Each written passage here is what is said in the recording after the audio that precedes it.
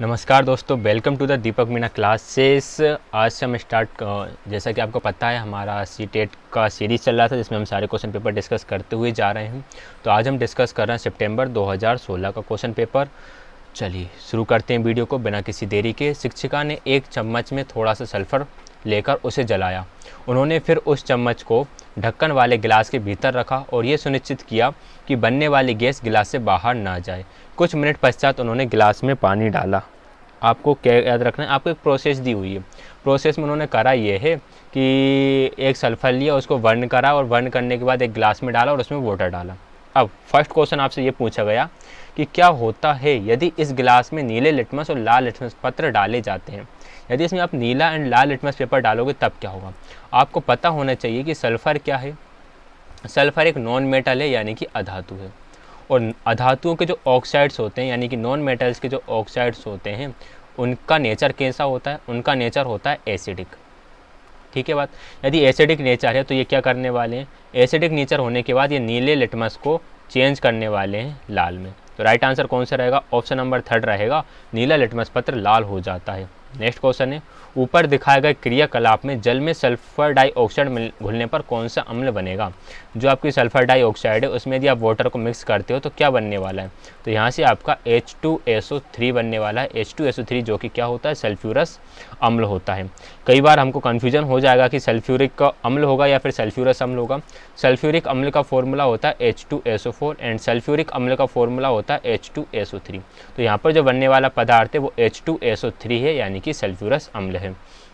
आगे बढ़ते हैं। नेक्स्ट क्वेश्चन है कि उपयुक्त क्रियाकलाप द्वारा किन क्रिया कुशलताओं को प्रोत्साहित किया जा सकता है। प्रेक्षण और मापन, प्रेक्षण और चरों पर नियंत्रण, प्रेक्षण निष्कर्ष निकालना और मापन, प्रेक्षण वर्गीकरण और निष्कर्ष निकालना। देखो मापने जैसा तो कुछ हो नहीं रहा, कोई आप मेजरमेंट तो कर नहीं रहे हो यहाँ पर। चरों पर नियंत्रण भी नहीं है, यहाँ पर मापन नहीं है। प्रेक्षण आप कर रहे हो, आप प्रेक्षण में आपने क्या करा, आपने देखा कि नीला लिटमस पत्र क्या हो जाएगा, लाल हो जाएगा। और यदि मैं आगे देखूं, वर्गीकरण, वर्गीकरण आप कर रहे हो किस तरह से कि ये आपका एसिड है या फिर बेस है। और निष्कर्ष निकालना, निष्कर्ष क्या निकलेगा इससे कि ऑक्साइड जो होते हैं वो एसिडिक होते हैं और वाटर में मिलाने पर क्या बनता है, वाटर में मिलाने पर H2SO3 बनता है। तो ऑप्शन नंबर डी यानी कि 4 आपका राइट आंसर रहेगा। 64 है, एक विज्ञान शिक्षिका अपने विद्यार्थियों का एक समतल सतह पर तेल चीनी के घोल दोनों की 2-2 बूंदें रखने को कहती है। उसके बाद वे उन्हें सतह को टेढ़ा करने और उन बिंदुओं को नीचे पहुंचने के क्रम का परीक्षण करने के लिए कहती है। उन्होंने क्या करा, ये एक टेढ़ा समतल रहा, यहाँ पर उन्होंने ड्रॉप रख दी, एक आपकी ऑयल की रख दी, वाटर की रख दी एंड शहद वगैरह जो भी उस चीनी के घोल की ड्रॉपलेट्स रख दी। अब वो पूछ रही है कि अब इसमें देखो कि कौन पहले नीचे पहुँचेगा। तो ये किस कार्य में लगा रही है, परिमाण, बिंदु, श्यानता या फिर विलेयता। तो इससे बच्चों को क्या कौन सा गुण जनरेट होगा, उन्हें ये पता चलेगा कि श्यानता क्या है। श्यानता मतलब एक ऐसी, श्यानता मतलब आप ये बोल सकते हो कि बहाव की कैपेसिटी, मतलब कौन कितना जल्दी बह सकता है। जो ज़्यादा जल्दी नीचे पहुंच जाएगा उसकी श्यानता ज़्यादा है, जो देर में नीचे पहुंचता है उसकी श्यानता कम है। नेक्स्ट है क्वेश्चन नंबर 65। आपको पता चलता है कि आपकी कक्षा 6 के बहुत से शिक्षार्थियों का विश्वास है कि पौधे की वृद्धि के लिए कच्चा माल केवल मृदा से ही प्राप्त होता है। कच्चा माल मतलब आप रफ मटेरियल बोल सकते हो जो पौधों की वृद्धि के लिए चाहिए, जैसे कि आपका हो गया वाटर के साथ साथ एक आपका ऑक्सीजन हो गया एंड और भी अदर जो न्यूट्रिएंट्स होते हैं वो हो गए। तो ये ओनली सोइल से मिलते हैं, ये बच्चे का मानना है। इस विचार के खंडन के लिए निम्नलिखित में से कौन सी युक्ति सर्वाधिक उपयुक्त होगी। पौधों में भोजन निर्माण की प्रक्रिया के बारे में विद्यार्थियों को मनोरंजक पाठ सामग्री उपलब्ध कराना, विद्यार्थियों को प्रकाश संश्लेषण के बारे में एक सुनिर्मित पावर पॉइंट प्रस्तुति देना, प्रकाश संश्लेषण की प्रक्रिया तथा संबंध रासायनिक प्रतिक्रियाओं को विस्तार पूर्वक समझना, या फिर विद्यार्थियों को पानी में लगा एक मनी प्लांट देना और उसकी वृद्धि का प्रेक्षण कर निष्कर्ष निकालने के लिए कहना। देखो हमें पता है हम किस पर ज़्यादा इफेक्ट डालते हैं, हम इफेक्ट डालते हैं लर्निंग बाय डूइंग। बच्चे खुद करके सीखें, बच्चे खुद चीज़ों को डिस्कवर करें। ठीक है, यही हमारा एनसीएफ बोलता है कि हमको कुछ इस तरह से पढ़ाना चाहिए कि बच्चे चीज़ों को खुद डिस्कवर कर रहे हों, यानी कि खुद ढूंढ रहे हों। यदि हम ऑप्शन नंबर डी की तरफ जाते हैं तो बच्चे ने क्या करा, एक मनी प्लांट लगाया और उसकी वृद्धि को ऑब्जर्व कर रहा है और उसके बाद खुद के निष्कर्ष निकालने के लिए आप उससे बोल रहे हैं, वो खुद के निष्कर्ष निकालेगा कि यार और कहीं कहीं से भी उनको मटेरियल्स मिलता है, जैसा कि वाटर हो गया, वाटर आप अलग से दोगे, यहाँ पर मैंने ऑक्सीजन लिखा था, कार्बन डाइऑक्साइड आएगा, कार्बन डाइऑक्साइड उसको एनवायरनमेंट से मिलेगा, वाटर आप उसको अलग से दोगे, कुछ न्यूट्रिएंट्स होते हैं जो सोइल में मिलते हैं, बाकी कुछ आपको अलग से भी डालना पड़ता है। तो ऑप्शन नंबर डी रहेगा इसके राइट आंसर। नंबर 66 है, विज्ञान पाठ्यक्रम के प्रक्रियात्मक वैधता के मानदंड की अपेक्षाएं हैं। क्या अपेक्षाएं हैं? पहला, शिक्षार्थियों की ऐसी प्रक्रियाओं में व्यस्त रखा जाना चाहिए जो वैज्ञानिक सोच को पैदा करने की दिशा में ले जाती हो।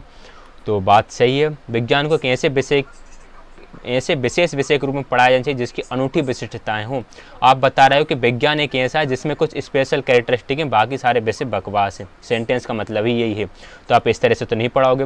विज्ञान को मूल्यों से मुक्त होना चाहिए। मूल्यों से मुक्त सामाजिक सरोकार मतलब ना तो आपको इसमें ईमानदारी और इसके अलावा जो भी आपके सही बोलना या फिर न्याय वगैरह जो भी होता है उस सभी के बारे में आप नहीं बताओगे, तो ये गलत बात है। शिक्षार्थियों को विभिन्न प्राकृतिक प्रक्रियाओं से सुपरिचित कराया जाना चाहिए। बात सही हो जाती, लेकिन जब यहाँ पर वैज्ञानिक सोच पैदा करने वाली बात हो गई, वैज्ञानिक सोच पैदा करने का मतलब यह है कि बच्चे के अंदर एक तो अपसारी चिंतन बढ़ना चाहिए। क्या होना चाहिए? अपसारी चिंतन हो, बालक सृजनात्मक हो और उसके अंदर खोज करने की प्रवृत्ति का विकास हो। ठीक है ना बात? यदि ये सब उसके अंदर बढ़ रहा है तो यही तो विज्ञान के पाठ्यक्रम बोलेगा कि यार ऐसा कुछ बच्चों के अंदर होना चाहिए। वही, और ये सब किससे आएगा? वैज्ञानिक सोच पैदा करने के बाद आएगा। तो इसलिए हम ऑप्शन नंबर ए की तरफ जाएंगे। नेक्स्ट है, विज्ञान में व्यावहारिक प्रयोगात्मक गतिविधियां संचालित करने का उद्देश्य निम्नलिखित में से कौन सा नहीं है? कौन सा नहीं है ये बताना है। वे हस्तकौशल युक्त कौशलों के विकास में सहायक हों, उच्च अंक या ग्रेड पाने में सहायक हों, वे विज्ञान के विचारों की समझ बढ़ाएं, वे समस्या समाधान का अवसर प्रदान करें। बिल्कुल सही बात है, आप इसकी तरफ भी जाओगे, इसकी तरफ भी जाओगे और इसकी तरफ भी जाओगे, सिर्फ आप अंक या ग्रेड पाने की तरफ आपको बल नहीं देना है। अगला क्वेश्चन है, एल्यूमिनियम की एक असमतल पट्टी पर मोम के कुछ छोटे छोटे टुकड़े लगभग समान दूरी पर जमाए गए हैं। पट्टी के एक सिरे को एक साथ क्लैंप किया जाता है और दूसरे सिरे को गर्म किया जाता है। नीचे दिए गए कथनों ए और बी पर विचार कीजिए। लो से बढ़ती दूरी के क्रम में मोम के टुकड़े एक के बाद एक गिरने लगते हैं। एल्यूमिनियम की पट्टी उष्णता को लो के निकटतम सिरे से दूसरे सिरे को स्थानांतरित कर देती हैं। उपयुक्त वो कथनों में से ए और बी दोनों ही प्रेक्षण हैं, ए और बी दोनों ही निष्कर्ष हैं, ए प्रेक्षण है बी निष्कर्ष है, या फिर बी प्रेक्षण है और ए निष्कर्ष है। अब देखो जरा आप, यदि हम फर्स्ट की तरफ चलते हैं तो फर्स्ट में हो क्या रहा है? लो से बढ़ती दूरी के क्रम में मोम के टुकड़े एक एक बाद गिरने लगते हैं। तो आपने क्या करा? आप क्या करोगे? मान लो ये एल्यूमिनियम की फॉइल है, यहाँ पर कुछ मोम के टुकड़े लगे हुए हैं ये इस तरह से, और यहाँ से आपने इसमें फ्लेम लगी, फ्लेम लगाओगे तो आप देखोगे कि धीरे धीरे ये नीचे गिरना शुरू हो जाते हैं। तो ये आप क्या कर रहे हो? यहाँ पर आप प्रेक्षण कर रहे हो। प्रेक्षण मतलब यहाँ पर आप ऑब्जर्व कर रहे हो।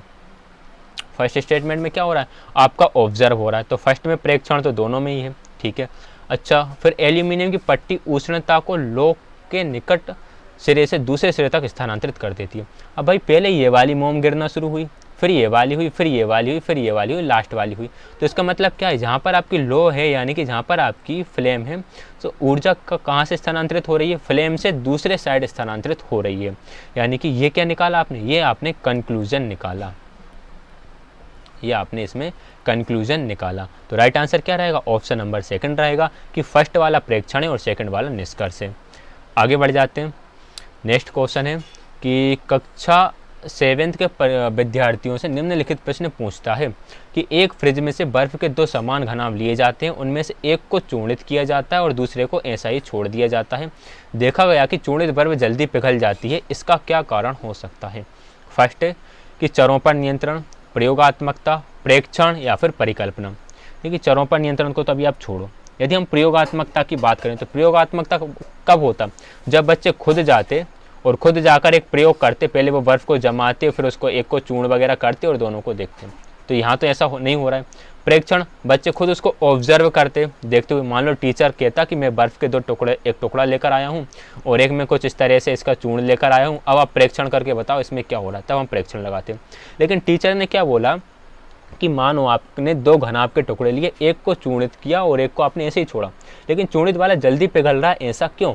तो बच्चे अपनी थिंकिंग लगाएंगे इसमें, वो अपने पूर्व ज्ञान को लगाएंगे यहाँ पर कि भाई जो बड़ा वाला वर्क है इसका सरफेस एरिया अलग है, यहाँ पर जो सरफेस एरिया है वो अलग हो जाएगा, जिस वजह से इसको ज़्यादा एनर्जी मिलेगी, या फिर जो भी लेटेंट हीट, गुप्त ऊष्मा का जो भी कॉन्सेप्ट होता है वो जो भी उनको पता होगा उससे ये जो कंडीशन, इस कंडीशन को रिलेट करेंगे, और रिलेट करने के बाद अपने शिक्षक को कुछ रीजन इसका बताएंगे। तो क्या कर रहे हैं, वो कल्पना करेंगे, अपनी हाइपोथेसिस लगाएंगे अपने पूर्व ज्ञान के आधार पर।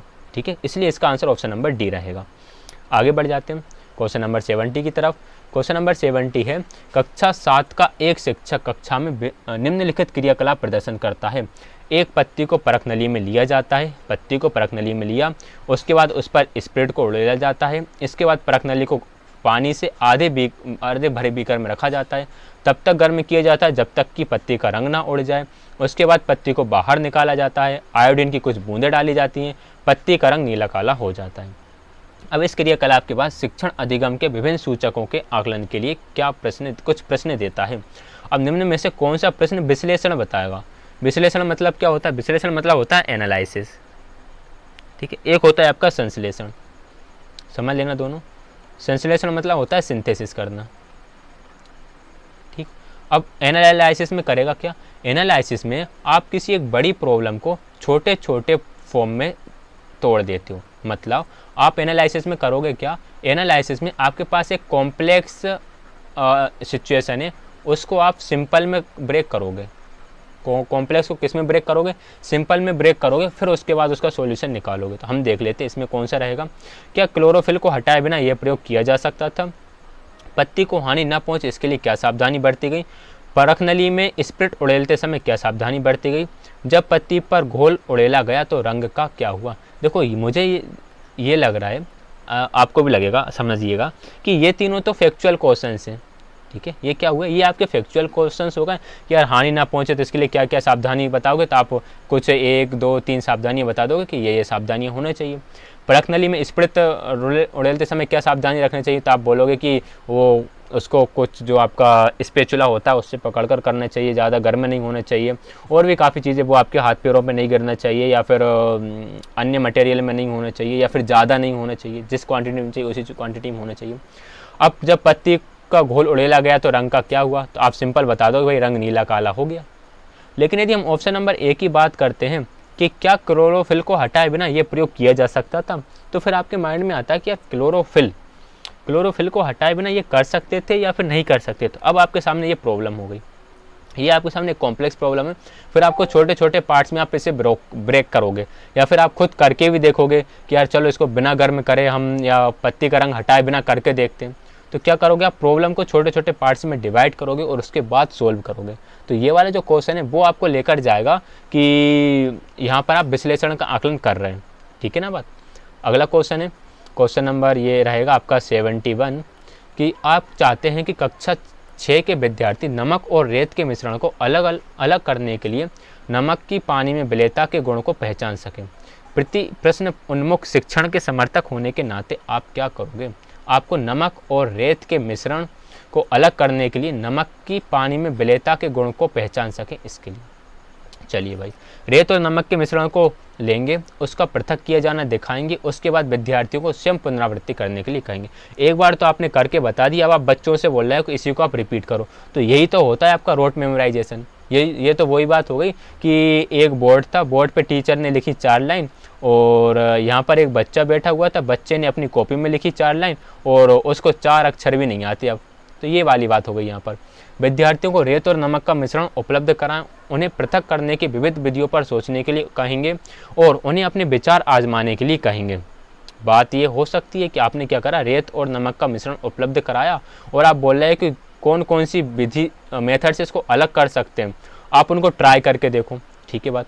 पहले मिश्रण को पृथक करने की विभिन्न विधियों को समझाएंगे, उसके बाद रेत और नमक के मिश्रण को पृथक करना समझाएंगे। यानी कि आप ही समझा रहे हैं, बच्चे नहीं कर रहे। हमें लर्निंग बाय डूइंग पर जाना है, बच्चे खुद करें काम। पहले शिक्षार्थियों को उन विधियों के बारे में परिकल्पना करने को कहेंगे जिससे रेत और नमक को अलग किया जा सकता है, और तब विस्तृत स्पष्टीकरण के बाद उन्हें सही उत्तर तक ले जाएंगे। ये भी हो सकता था, लेकिन हम जाएंगे ऑप्शन नंबर 2 की तरफ। क्यों जा रहे हो कि आपने भाई रेत और नमक का मिश्रण उनके सामने ला के दे दिया। अब आप बच्चों से खुद बोल रहे हो, आपने नहीं बताया, विभिन्न विधियों के बारे में या किसी के बारे में आपने बच्चों से बोला, अब आप इनको किस किस तरह से अलग कर सकते हो। फिर कोई बच्चा बोलेगा हम इवेपोरेशन से अलग करेंगे, कोई बोलेगा हम कंडेंसेशन लगाएंगे, कोई बोलेगा कि हम इसमें सेडिमेंटेशन से लगाएंगे जो कि आपकी अपसादन वगैरह होता है, कोई बोलेगा हम चालन विधि का यूज़ करेंगे या फिर सीविंग का यूज़ करेंगे। तो आप बोलोगे चलो यूज़ करके देखो। आप जिस बच्चे को जो मेथड अच्छी लग रही है वो बच्चा उस मेथड को यूज़ करके देखे कि आंसर किससे आपका आंसर सही आ रहा है या किससे आप इसको अलग कर पा रहे हो। तो ये सबसे ज़्यादा रहेगा कि बच्चे ने पहले तो खुद ही सोचा मेथड के बारे में और खुद ही उसको यूज़ करके देख रहा है। यदि वो फेल हो जाएगा तो उसे पता चलेगा कि नहीं इस मेथड से इनको हम अलग नहीं कर सकते, हमको एक अलग मेथड यूज़ करना पड़ेगा इनको डिफ्रेंशिएट करने के लिए। ठीक है ना बात। आगे बढ़ जाते हैं नेक्स्ट क्वेश्चन की तरफ। क्वेश्चन नंबर 72, निम्नलिखित कथनों में से कौन सा विज्ञान और तकनीकी के संबंधों का वर्णन करता है। विज्ञान और तकनीकी स्वतंत्र रूप से नहीं है। विज्ञान एक व्यापक प्रयास है जबकि तकनीकी उद्देश्योन्मुख और प्रायः स्थान निर्दिष्ट होती है। विज्ञान की तुलना में तकनीकी अधिक सृजनात्मक प्रक्रिया है। विज्ञान एक प्राचीन उद्यम है परंतु तकनीकी उसकी अपेक्षा नवीन। ऐसा कुछ नहीं है, दोनों ही प्राचीन काल में चलते थे। यदि आप पुराना इतिहास उठा के देखो तो उस टाइम पे विज्ञान भी था और आपका प्रौद्योगिकी भी था। प्रौद्योगिकी जिसे हम तकनीकी बोलते हैं या आप जिसे टेक्नोलॉजी बोल सकते हो। विज्ञान एक व्यापक प्रयास है। विज्ञान में हम करते क्या हैं, विज्ञान में आप ये करते हो कि ये एक मटेरियल है, इस मटेरियल का आप स्टेप बाय स्टेप पूर्ण रूप से अध्ययन कर लोगे, ये आपका विज्ञान होगा। अब इस अध्ययन का एप्लीकेशन कहाँ करोगे, आपको कहीं न्यू टेक्नोलॉजी बनाना है। न्यू टेक्नोलॉजी बनाने के लिए या फिर कोई भी न्यू सब्सटेंस या न्यू मटेरियल बनाने के लिए, न्यू डिस्कवरी के लिए आप इसका यूज़ करोगे। ठीक है, तो ये क्या है, ये दोनों एक दूसरे से जुड़े हुए हैं, एक दूसरे से अलग अलग नहीं है। नेक्स्ट क्वेश्चन है क्वेश्चन नंबर 73, निम्नलिखित में से कौन सा एक एकल पुष्प नहीं बल्कि पुष्पों का एक गुच्छा है। तो option number A right answer हो जाएगा सूर्यमुखी। बाकी धतूरा, गुलाब, चाइना रोज ये सारे पुष्प होते हैं, बाकी सूर्यमुखी एक फूल नहीं होता, ये बहुत सारे फ्लावर्स का एक टाइप का वंश होता है। नेक्स्ट क्वेश्चन है क्वेश्चन नंबर 74, कोई साइकिल किसी सीधी सड़क पर नियत चाल से चल रही है। साइकिल के पहिए दर्शाते हैं वृत्तीय और आवर्ती गति, वृत्तीय स्थानांतरी और आवर्ती, वृत्तीय स्थानांतरी या फिर स्थानांतरी और आवर्ती गति। तो ऑप्शन नंबर बी सही राइट आंसर रहेगा कि जब मान लो ये बाइसिकल आपकी रोड किसी सड़क पर जा रही है, ठीक, तो यहाँ पर ये जो मोशन होगा, यहाँ पर इसका मोशन रिपीट होगा, तो ये तो होगा आपका आवर्ती गति। और जो इसका पहिया है ये कौन सी में करेगा, ये आपका सर्कुलर मोशन करेगा क्योंकि ये गोल गोल घूमता हुआ जा रहा है और इसकी पोजीशन भी चेंज हो रही है, यानी कि स्थानांतरण भी हो रहा है, तीनों काम हो रहा है यहाँ पर। तो वृत्तीय गति भी है, स्थानांतरीय गति भी है और आवर्ती गति भी है। आगे बढ़ जाते हैं क्वेश्चन नंबर 75 की तरफ। अच्छा, एक बात और, यदि किसी बच्चे को किसी क्वेश्चन में डाउट रहता है तो वो कमेंट करके पूछ सकता है, उसके डाउट का निराकरण किया जाएगा। मान लीजिए आप एक किसान हैं और उस क्षेत्र में रहते हैं जहाँ की मृदा काली है। यदि आपके क्षेत्र की जलवायु उष्ण है और आप अपने खेतों में रेशे प्रदान करने वाले पौधे उगाना चाहते हैं तो आप किसे प्राथमिकता देंगे। आपकी जलवायु उष्ण है और मिट्टी है काली। चलिए, उष्ण जलवायु, काली मिट्टी, option number first right answer, कपास इसका आंसर रहेगा। यदि हम जूट की बात करें तो जूट को वहाँ बोया जाता है जहाँ पर नम जलवायु पाई जाए, यानी कि इसको ज़्यादातर पानी की ज़रूरत पड़ती है। नम जलवायु हो, ह्यूमिडिटी ज़्यादा हो, आर्द्रता ज़्यादा हो। ओके, विषम को चुनिए। युग्मक, अंड, अंडाणु, भ्रूण। भ्रूण जो होता है ये बहुकोश की होता है, बाकी युग्मक, अंड, अंडाणु एक कोश की माने जाते हैं। ये होता है कि युग्मक के निषेचन के बाद आपका भ्रूण बनेगा, तो भ्रूण अलग है यहाँ पर, जो जिसे हम एम्ब्रायो बोलते हैं, एम्ब्रायो अलग है और बाकी आपका जायगोट, एग्स एंड एव्यूल्स जो होते हैं वो अलग बात होती है। नेक्स्ट है क्वेश्चन नंबर 77, लाला रस का कार्य क्या है। लाला रस मतलब होता है आपका सलाइवा, जो सलाइवा होती है उसका क्या कार्य है। मंड को वसा में नहीं होता, स्टार्च को शर्करा में बिल्कुल, खाद्य पदार्थों को प्रवेश से रोकना गलत बात, खाद्य पदार्थों को प्रोटीन में परिवर्तन बिल्कुल गलत। ऑप्शन नंबर बी इसका राइट आंसर रहेगा। ये क्या करता है, ये आपका स्टार्च को चेंज कर देगा शुगर में। ठीक है, कुल मिलाकर आप ये बोल सकते हो कि पॉलीसेकेराइड को डाइसेकेराइड या फिर मोनोसेकेराइड्स में कन्वर्ट कर देता है। वैसे आपको इतना डीपली नहीं जाना, इतना याद रखना है कि स्टार्च को शर्करा में परिवर्तित कर देगा। एक बात और याद रखना है कि जो सबसे फर्स्ट डाइजेस्ट होगा, यानी फर्स्ट डाइजेस्ट होगा या फिर सबसे तेज़ जो डाइजेस्ट होता है वो आपके कार्ब्स होते हैं। कार्ब्स मतलब कार्बोहाइड्रेट या फिर आप इसे स्टार्च भी बोल सकते हो। इसके बाद आपका प्रोटीन होता है, प्रोटीन के बाद सबसे लास्ट में आपका फैट डाइजेस्ट होगा। एंड स्टार्च का डाइजेशन कहाँ से स्टार्ट हो जाता है, आपकी जो वकल कैविटी होती है, बकल कैविटी से ही इसका डाइजेशन स्टार्ट हो जाता है। ठीक है ना बात। नेक्स्ट क्वेश्चन है क्वेश्चन नंबर 78, निम्नलिखित में से कौन सा कथन सही है? उच्छ्वसन की श्वास निकालने की वायु में कार्बन डाइऑक्साइड नहीं होती। जब आप सांस निकालते हो तब कार्बन डाइऑक्साइड नहीं होती, गलत बात। अंतःश्वसन और उच्छ्वसन दोनों ही प्रकार की वायु में ऑक्सीजन होती है, बिल्कुल होती है। जब आप सांस लेते हो तब भी ऑक्सीजन होती है और छोड़ते हो तब भी ऑक्सीजन होती है। अंतःश्वसन की वायु में कार्बन डाइऑक्साइड नहीं होती। जब आप सांस लेते हो तो कार्बन डाइऑक्साइड नहीं होती, गलत बात है। कुछ ना कुछ क्वांटिटी में तो वो जाती ही है। उच्छ्वसन वायु में ऑक्सीजन नहीं होती, तो ये गलत है। सांस निकालते हो तब भी ऑक्सीजन होती है। मतलब कुल मिलाकर बात यह है कि आपने नाइट्रोजन भी लिया, आपने कार्बन डाइऑक्साइड भी लिया, आपने ऑक्सीजन भी लिया। ऑक्सीजन यदि 21% गई और कार्बन डाइऑक्साइड आपकी 0.03% गई, जब आप सांस निकालोगे तो ऑक्सीजन आप 17% छोड़ने वाले हो, कार्बन डाइऑक्साइड आप 4% जोड़ने वाले हो। इसके अलावा आप water vapours and other gases जो भी आपने ली हैं वो छोड़ने वाले हो। तो ये याद रखना, लेते हम सब गैसें, बस जब आप उनको छोड़ते हो या फिर लेते हो उस टाइम पर उनकी जो क्वांटिटी होती है उनमें डिफरेंस आ जाता है। आगे बढ़ जाते हैं नेक्स्ट क्वेश्चन की तरफ। ऋतु एक समतल दर्पण के सामने खड़ी है। ऋतु और उसके प्रतिबिंब के बीच की दूरी 10 मीटर है। यदि वह दर्पण की ओर 2 मीटर चले तो उसके और प्रतिबिंब के बीच की दूरी क्या होगी? आप सही बच्चे ये जानते ही हैं कि जितनी डिस्टेंस पर आप खड़े होते हो उतनी ही दूरी पर आपका इमेज फॉर्म होता है। मान लो आप यहाँ से यहाँ तक ऋतु और उसके दर्पण के बीच की दूरी 10 मीटर है, यानी कि ये डिस्टेंस 10 मीटर है, तो ये भी कितने मीटर पे बनेगा? 10 मीटर पर ही बनेगा। और यदि आप 2 मीटर चलकर यहाँ आगे आ जाते हो तो आपका इमेज भी 2 मीटर चलकर यहाँ पर आगे आ जाएगा। जब ये 2 मीटर चलकर आगे आ गया तो यहाँ पर डिस्टेंस कितनी बची? यहाँ पर डिस्टेंस बची आपकी 4 मीटर। और यहाँ पर आपकी डिस्टेंस कितनी बचेगी? यहाँ पर आपकी डिस्टेंस बचेगी 4 मीटर। तो अब डिस्टेंस क्या हो गई? 1 मिनट, इसमें दिया था कि उसके और प्रतिबिंब के बीच की दूरी, मैंने ले लिया उसके और मिरर के बीच की दूरी। रुको ज़रा, मैं इसको इरेज करके दोबारा से समझाता हूँ।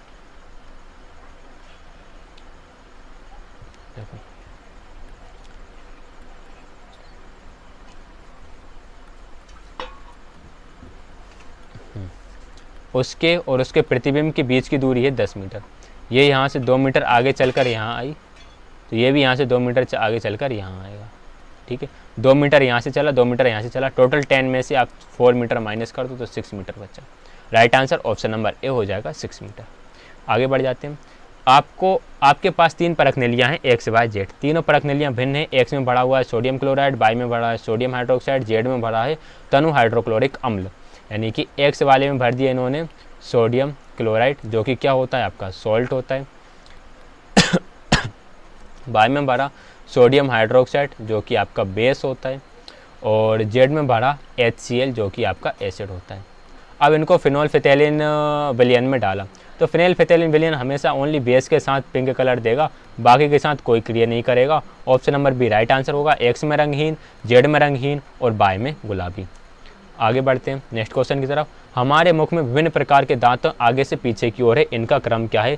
सबसे पहले होते हैं कृंतक, रदनक, अग्रचर्णवक और फिर चर्णवक। रेशो याद कर लेना, 2 1 2 2 1 2 3 का होता है, और इसका आप 4 से मल्टीप्लाई कर दो तो आपको टोटल 32 दांत आ जाते हैं। यदि मैं यहाँ पे बात करूँ इंग्लिश में, तो पहले होते हैं इंसिजर, कैनिन, प्रीमोलर और उसके बाद मोलर होते हैं। ये काटने के काम में आते हैं, ये चीज़ों को चबाने के काम में आते हैं। ये काटने, फाड़ने, ये चबाने और ये उसको पीसने, खाने को पीसने वगैरह काम में आते हैं। वैसे इतना नहीं पूछा जाएगा आपको, इससे चारों दांतों का पूछा जाएगा और इसके अलावा इनका रेशो पूछ सकता है 2 1 2 3 का होता है। नेक्स्ट क्वेश्चन है, पादपों एवं वृक्षों में पानी ऊपर तक चूषण कर्षण खिंचाव के कारण जाता है, ये किस परिघटना का परिणाम है या किस कारण से होता है? तो ये होता है बाष्पोत्सर्जन से द्वारा। बाष्पोत्सर्जन प्रक्रिया में एक्चुअल में होता ये है, मैं आपको समझाने की कोशिश करता हूँ डायग्राम के थ्रू, लीफ अच्छी बन जाए बस। ये एक पत्ती हो गई और ये पत्ती कुछ इस तरह से एक डाल से आपकी जुड़ी हुई है। ठीक है, अब ये यहाँ से वाटर इवोपरेट करेगी। अब यहाँ से वाटर इवोपरेट करेगी तो नीचे से ये वाटर खींचेगी, इसे ही हम बोलते हैं चूषण कर्षण। ठीक है, ये क्या करती है, ऊपर से वाटर रिलीज करेगी तो नीचे से वाटर को खींचेगी, जिसे हम चूषण कर्षण बोलेंगे। और ये कब होता है? बाष्पोत्सर्जन होता है। 83 क्वेश्चन है, निम्नलिखित में से कौन सा अदरक का जनांग है? बीज है, जड़ है, पत्ती या तना है? तो इसका right answer option number D रहेगा, तना होता है अदरक का जनांग। आगे बढ़ते नेक्स्ट क्वेश्चन नंबर 84, निम्नलिखित द्रवों में से कौन से विद्युत के चालक हैं? चालक मतलब होता है कंडक्टर। तो आपको ये बताना है which of the following is the conductor of electricity. Conductor of electricity सिरका एक टाइप का एसिड होता है एंड एसिड इलेक्ट्रिसिटी कंडक्ट करेगा एंड शर्करा का विलयन नहीं करता। लवण विलयन मतलब आपका सॉल्ट सॉल्यूशन, तो सॉल्ट भी आपका इलेक्ट्रिसिटी कंडक्ट करेंगे। तो राइट आंसर इसका ऑप्शन नंबर डी रहेगा, ए और सी। आगे बढ़ते हैं, नेक्स्ट क्वेश्चन है क्वेश्चन नंबर 85। नीचे दिए गए प्रश्नों पर विचार करना है कि पौधे प्रकाश संश्लेषण के बिना कुछ समय तक जीवित रह सकते। बिल्कुल सही बात है। जिस तरह आप खाना खाए बिना कुछ दिन तक तो जीवित रह ही सकते हो, इसी तरह से प्लांट्स भी रह सकते हैं। पौधे श्वसन के बिना भी कुछ समय तक जीवित रह सकते हैं। बिल्कुल गलत है, बिकॉज बिना रेस्पायरेशन के तो कोई भी एनिमल जीवित नहीं रह सकता। पौधों को जीवित रहने के लिए प्रकाश संश्लेषण और श्वसन दोनों ही आवश्यक है। दिन के समय प्रकाश संश्लेषण और श्वसन दोनों पौधों में होने वाली समक्षणिक प्रक्रियाएं, समक्षणिक मतलब एक ही टाइम पर होने वाली प्रक्रिया हैं। तो बिल्कुल सही option number A right answer हो जाएगा कि इसका ए, सी एंड डी तीनों ही थर्ड है, बी ऑप्शन रॉन्ग है। क्वेश्चन नंबर 86 है, लकड़ी का एक गुटका किसी मेज पर विराम अवस्था में है, इस गुटके पर कार्यरत बलों के विषय में क्या कहा जा सकता है। आपने एक लकड़ी का गुटका उठाया और ये किसी एक टेबल पर रखा हुआ है। क्यों रखा हुआ है, ये रुका हुआ क्यों है, ये इसलिए रुका हुआ है कि यहाँ पर जो फ्रिक्शन फोर्स लग रहा है इसके ऊपर, यहाँ पर इसके ऊपर जो फ्रिक्शन फोर्स लग रहा है और यहाँ पर जो ग्रेविटेशनल फोर्स लग रहा है, दोनों फोर्स एक दूसरे को बैलेंस कर रहे हैं। यदि मान लो फ्रिक्शन फोर्स ज़्यादा हो जाता या फिर फ्रिक्शन फोर्स कम हो जाता तो ये यहाँ की तरफ फिसल जाता, ग्रेविटेशनल फोर्स कम हो जाता तो ये भी अपनी पोजीशन चेंज कर लेता। दोनों एक दूसरे को बैलेंस करेंगे, इसलिए ये यहाँ पर रुका हुआ रहेगा। 87 है, बांस के पौधों की पत्तियों में सिरा विन्यास तथा जड़ किस प्रकार का रहेगा। बांस के अपने पेड़ पौधे देखे होंगे, कुछ इस तरह से इसकी पत्तियाँ होती हैं लंबी लंबी टाइप की, और जिसकी पत्तियाँ इस तरह से होती हैं उनमें जो जड़ें होती हैं वो रेशेदार जड़ें होती हैं। तो जिरा विन्यास जो होता है इसको बोलते हैं हम पैरेलल वेनेसेंस। पैरेलल वेनेसेंस मतलब समांतर सिरा विन्यास, और ये जड़ें होती हैं आपकी रेशेदार जड़ें। ठीक है, option number C right answer रहेगा। क्वेश्चन नंबर 88 कि चुंबकों के विषय में नीचे दिया गया कौन सा कथन सही नहीं है। क्षण चुंबक के सिरों पर चुंबकीय क्षेत्र अधिक प्रबल होता है, बिल्कुल सही बात है। चुंबकीय क्षेत्र रेखाएं चुंबक के उत्तर ध्रुव से आरंभ होकर दक्षिण ध्रुव तक जाती हैं, बात ये भी सही है। आकर्षण चुंबकत्व का एक निश्चित परीक्षण है, या फिर चुंबक के सजाती ध्रुव एक दूसरे को प्रतिकर्षित करते हैं, ये बात भी सही है। सिर्फ ये वाली बात सही नहीं, सिर्फ आकर्षण ही नहीं होता चुंबक में प्रतिकर्षण भी होता है। यदि आप जैसे कि ये आपने दो चुंबक ली, ये नॉर्थ लिया और ये साउथ लिया, तो ये एक दूसरे को अट्रैक्ट करेंगे। यदि ये भी नॉर्थ ले लो और दूसरा भी नॉर्थ ले लो तो फिर ये एक दूसरे को रिपेल करेंगे, यानी कि प्रतिकर्षण होगा, एक दूसरे को दूर दूर करेंगे। नेक्स्ट है क्वेश्चन नंबर 89, नीचे दी गई धातुओं और अधातुओं का मिलान उनके उपयोगों के आधार पर कीजिए। आयोडीन का करते हैं घावों पर, मरकरी का यूज़ किया जाता है तापमापी पर, एल्यूमिनियम का खाद्य पदार्थों को बंद करने के लिए, एंड क्लोरीन का जल शोधन के लिए। तो चेक कर लेते हैं कि क्या होगा इसका right answer. Option number A का सेकंड देख लो आप, ए का सेकंड ऑप्शन नंबर डी में, ऑप्शन नंबर डी आंसर सही हो जाएगा। क्वेश्चन नंबर 90 है, निम्नलिखित में से सत्य कथन छांटना है। बेकेलाइट थर्मोप्लास्टिक है जबकि मेलामाइन थर्मोसेटिंग प्लास्टिक है, गलत बात। मेलामाइन थर्मोप्लास्टिक है, बेकेलाइट थर्मोसेटिंग है, दोनों ही थर्मोप्लास्टिक है, ये भी गलत। Option number D right answer रहेगा, वैसे ये पहले से ही टिक था। बेकेलाइट और मेलामाइन दोनों ही थर्मोसेटिंग प्लास्टिक के अंदर आती हैं। तो इस तरह से क्वेश्चन पेपर कंप्लीट होता है। वीडियो पसंद आया तो वीडियो को लाइक शेयर एंड चैनल को सब्सक्राइब कीजिएगा। टेलीग्राम चैनल ज्वाइन कर लीजिए, जहाँ पर आपको सारे PDF एंड अपडेट्स क्लास का मिलता रहेगा, और भी प्लेलिस्ट में जाकर आप वीडियोज़ देख सकते हो जिसमें हमने साइंस एंड मैथ्स के काफ़ी टॉपिक्स कवर किए हुए हैं। तो हमारे साथ जुड़ने के लिए आप सभी का बहुत बहुत धन्यवाद।